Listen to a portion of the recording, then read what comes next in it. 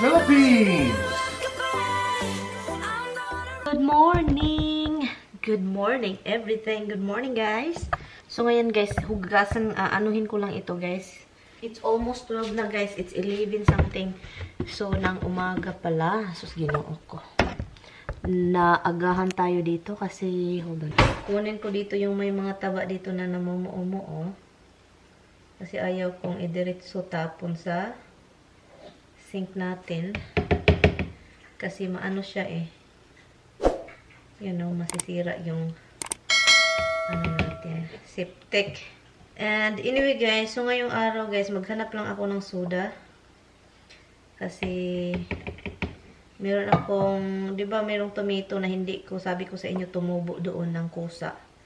Doon sa garden. So, doon sa mga string beans area. So, ngayon, ang gagawin ko po is maghanap ako ng soda na can. Yung, ano talaga, yung, hindi yung maliit. Hindi can, yung galon. Galon ba yun?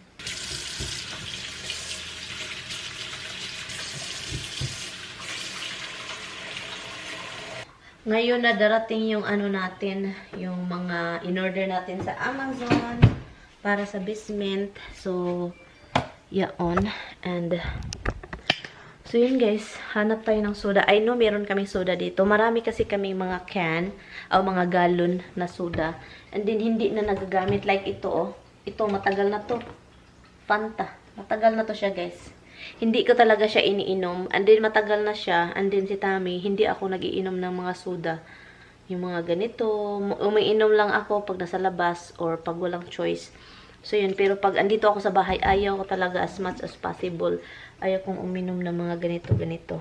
I think okay lang naman yung gamot niya dyan. Gamot, ugat pala. Ugat niya. So, I think okay lang yan. So,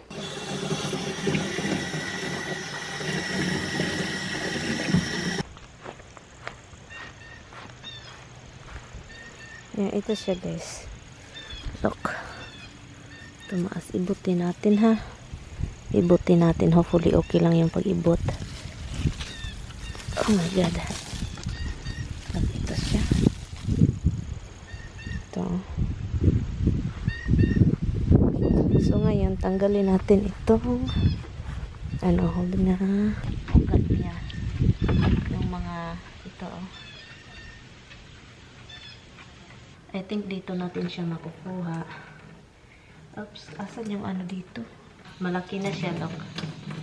And then, ilagay natin lang siya sa tubig. Parang walang pahintulot. Diba? Dire-diretso.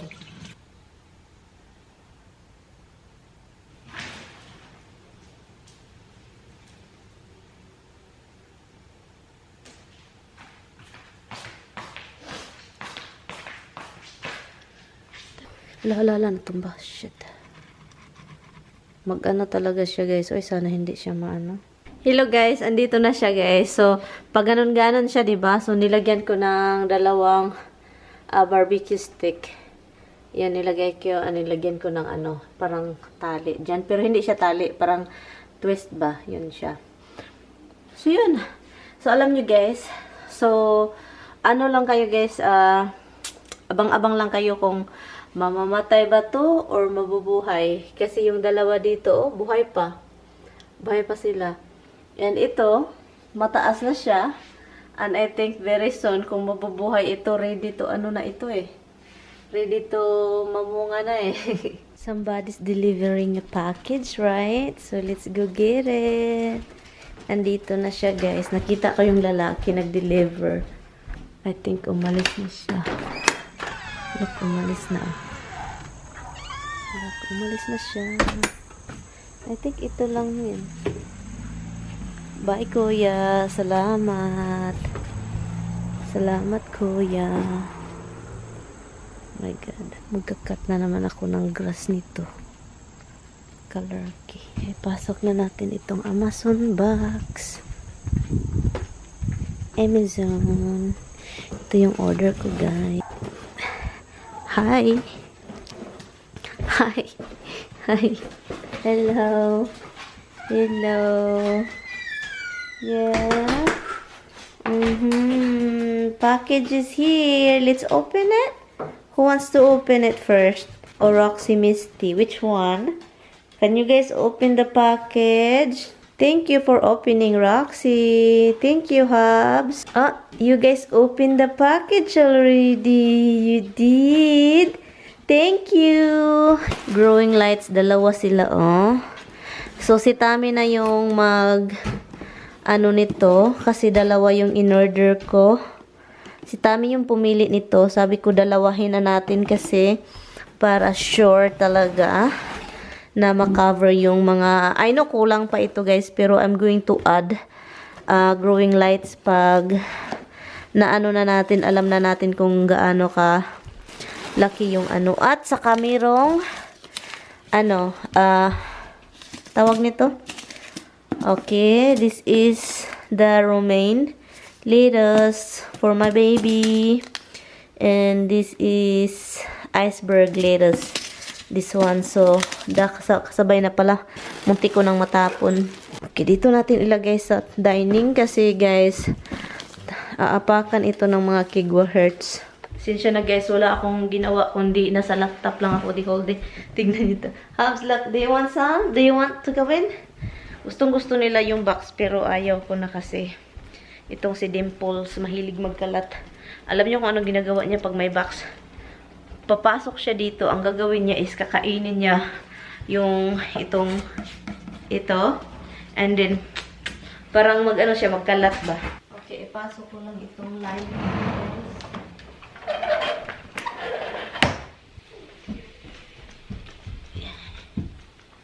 Let's bring it in. Okay. Pasok na natin si Limey. Move. Limey should be in somewhere. Lumaki na yung lime natin, guys. Tignan nyo naman. 'Di ba? So, ngayon sa office ko ito ilalagay. 'Di ba? Para ano. Okay. Okay, then you have to move. Hubs, you have to move. This bed should be go away. Itaap mo natin yung bed mo, Dems, ha? Dito ko na lang siya ilalagay.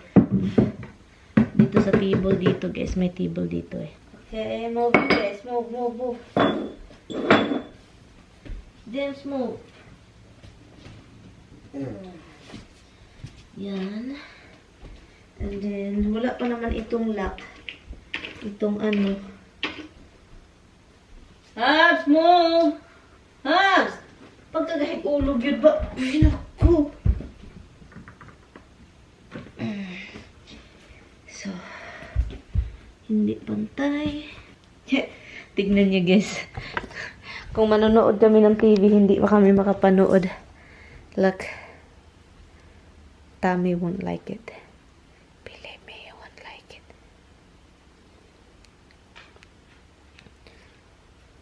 Para hindi makain ang pusa pa. Hello guys, yung dwarf tomato ko, galing ako sa labas.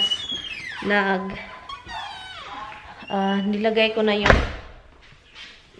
na yung kalamansi natin dito sa loob kasi nakikita ko, look, hindi siya masaya yung dahon kasi paggabi kasi nasa mga 50s. Okay naman siya, hindi naman siya yung parang mamamatay pero masya-shock kasi siya and then ipasok natin masya-shock. So nakikita ko yung dahon niya hindi okay.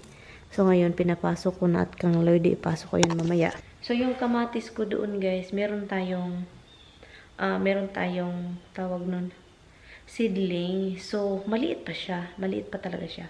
Pero ngayon ang nangyayari kasi kinakain na yung dahon niya slowly. So ang ginawa ko is nagkat ako nito kahit hindi ka siya, kahit parang masikip siya. Look, ginaganon ko na lang siya kahit masikip. So, isasanay ko na siya sa tubig. So, ito yung ginagawa ko. So, ika-count ko muna doon kung ilan sila. Kasi maliliit pa talaga. 1, 2, 3, 4, 5, 6, 7, 8, 9, 10, 11. 11. Oh my God, ang dami. Marami-rami din pala. Cut ko dito.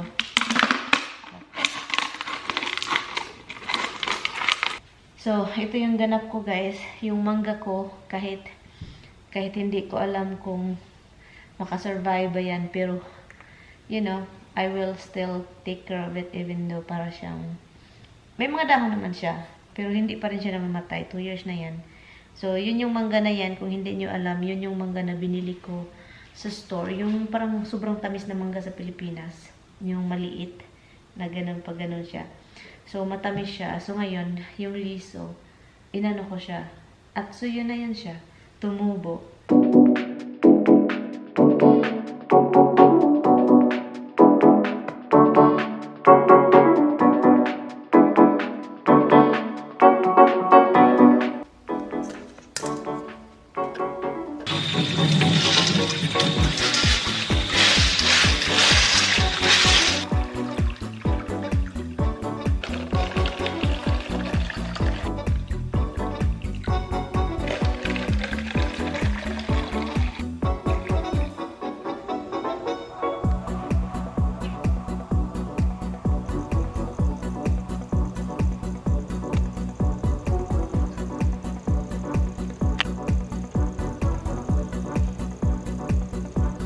Maliit siya guys. Like, sobrang liit pa ng tomato.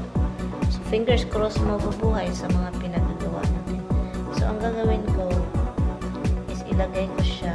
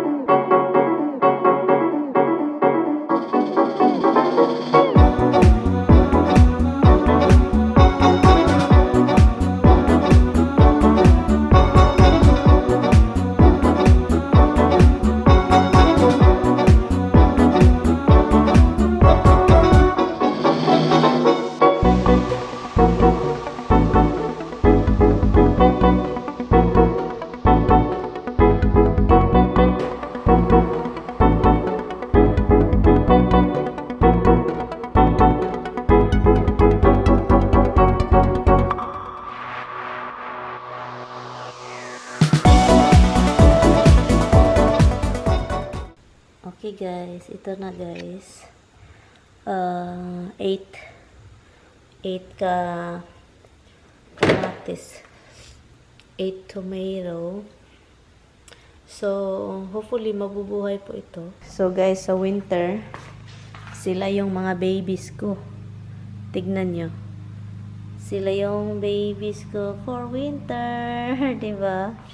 So, tignan na natin. Ito yung pinakauna. So, hindi ako magpa-plant ng marami kasi ano lang naman ito guys. First time natin. So, ayaw kong ano.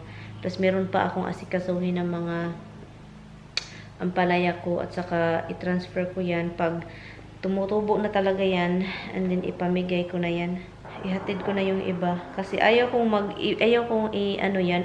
ako yung magpalaki kasi you know, sila na yung magpalaki kung gusto nila. Pero ako magpalaki ako ng 2. Wala akong masyadong ganap ngayong araw. Ang ginawa ko lang is yung mga bulaklak ko, halaman, inayos ko lang. At saka yung, you know, kita nyo naman. At saka nag-i-edit ako. And then yun, wala na akong ginawa. Kundi nag-edit, kundi nag-upload.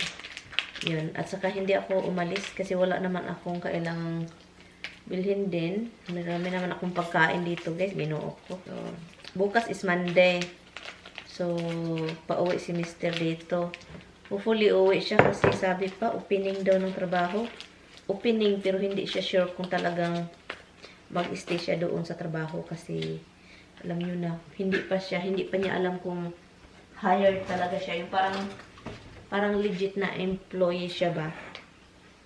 Kasi ngayon, tawag-tawag lang yun yung sa kanya. So, punta ka this day, okay, the same thing next week, last week.